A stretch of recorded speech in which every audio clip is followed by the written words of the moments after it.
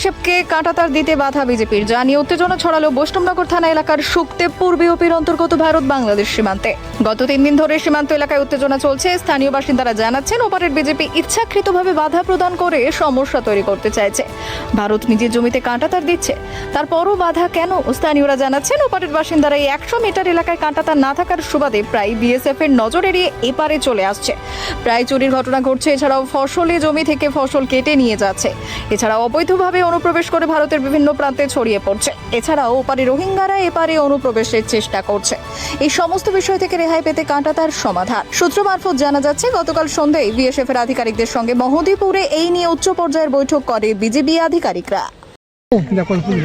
হ্যাঁ कोई जंग लाए ना मक्का फूल जाए पूरा लाल फर्राटा की गड़े है। हाँ जरा लाल है हो ये कमला हाँ कम लाइट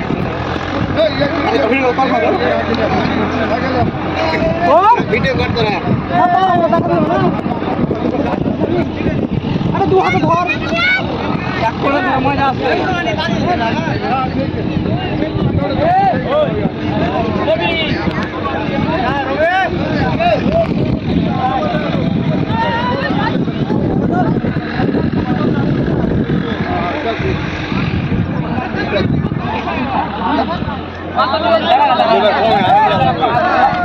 ব্যুরো রিপোর্ট, উত্তরের প্রহরী।